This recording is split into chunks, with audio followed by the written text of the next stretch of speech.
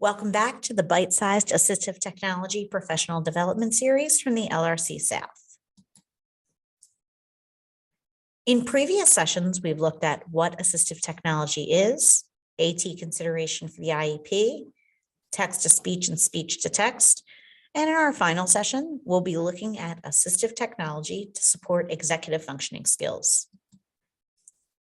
In this session, we'll be looking at low, mid, and high-tech tools that you can use to support executive functioning skills for your students. First, let's define executive functioning skills. These are our everyday skills that are required in order to plan, focus on, and really complete tasks. In general, there are 4 categories of executive functioning skills. We have organization, information management, time management, and materials management. We'll talk about some tools or strategies to use in each of these categories. First, let's look at organization. How can we support our students in order to have them be more organized and be able to access materials quickly? Some options for low-tech tools could be color coding systems. This can be allowing students to place things like colored dots or using full colors for different subject areas. This is especially helpful for students who might be changing classes and going to their locker in between classes.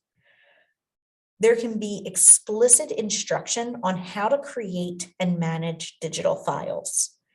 Now that many documents have moved into cloud-based storage, it's important that we're explicitly discussing how this might be organized. If you go into your Microsoft Drive or Google Drive, are your documents neatly located in folders where they should be, or do you have documents all over the place? A lot of times we need time and we need to dedicate some support in order to find ways to manage these information pieces effectively. Building that into your instruction can be key. Other things that we can do is provide reminders using Apple Remind or Google Keeps. You can set these to be location-based to remind you to bring a particular item so that you're prepared.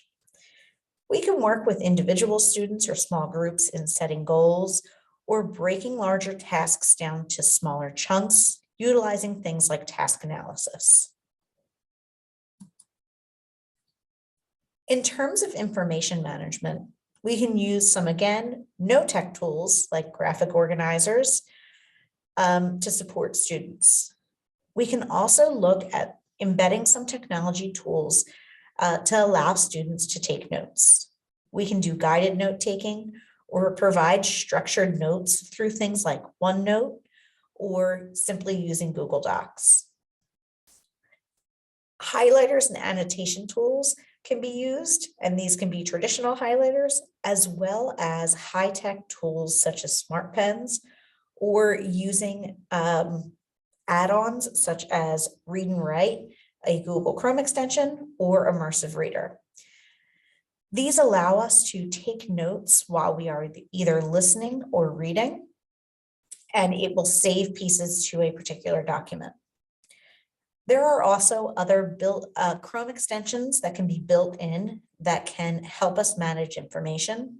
We can reduce distractions on websites by tools such as Mercury Reader, which removes ads and images from a website, or something like Rewordify that can help simplify text.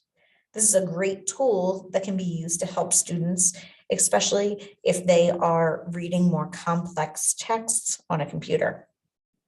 We can use audio summaries or notes to help streamline information and access. And then we can also look at our learning management system, such as Schoology, Canvas, Blackboard, or Google Classroom, in order to use single stream access points. So again, really allowing information to flow one way and providing one clear stream of access for students.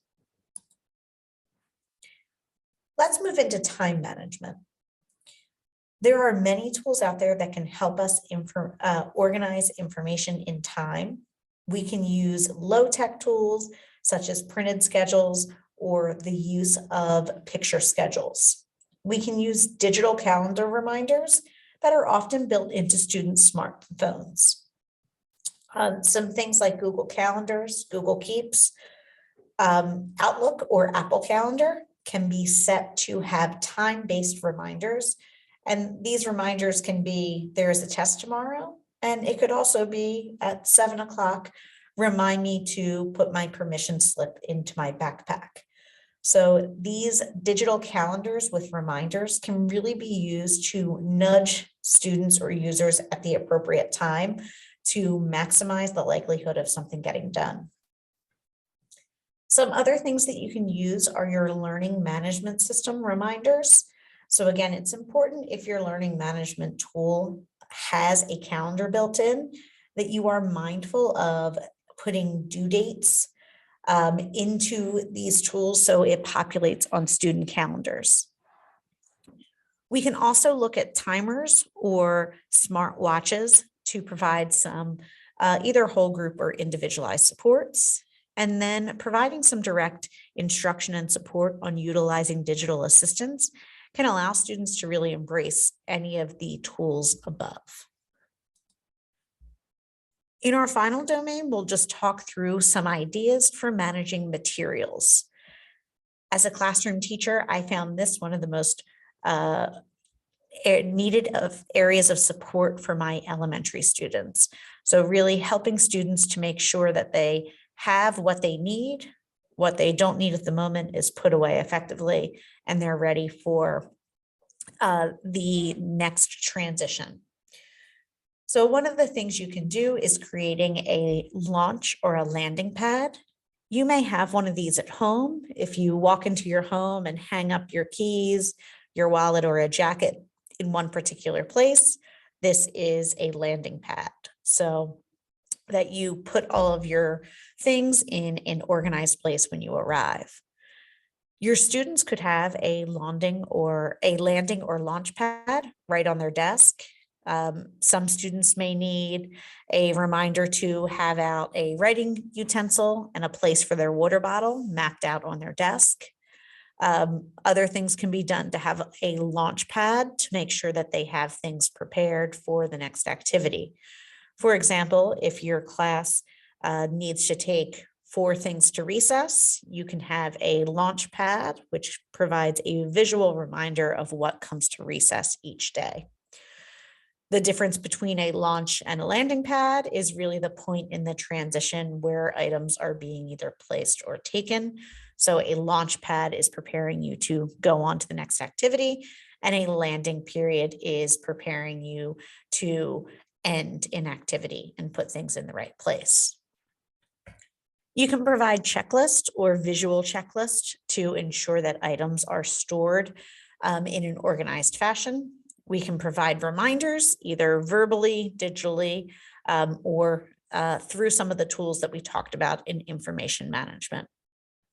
Some other things to think about are labeling your classroom, and some things for emerging bilingual students that can be supportive is using trans-language labels. So providing both potentially English or Spanish, English or Mandarin, whichever languages are needed to support the learners in your classroom.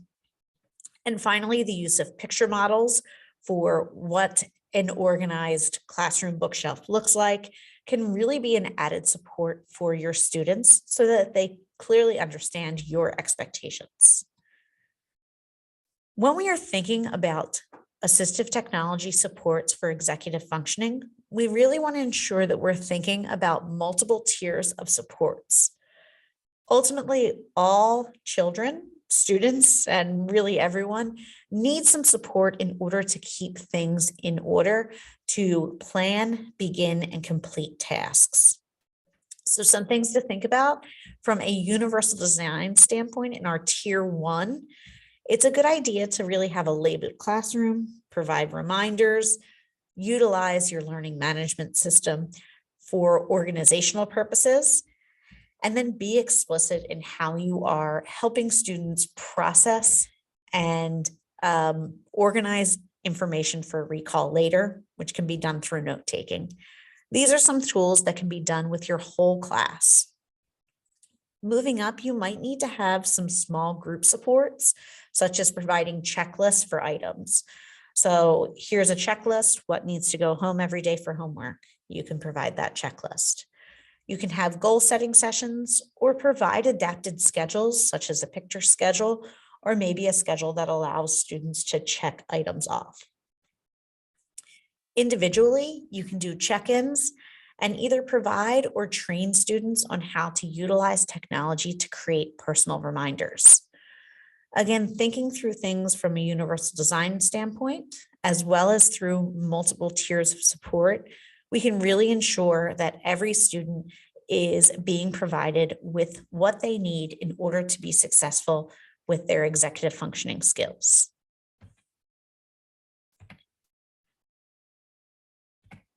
I hope you enjoyed this mini session on assistive technology. Please join us for more at the LRC South.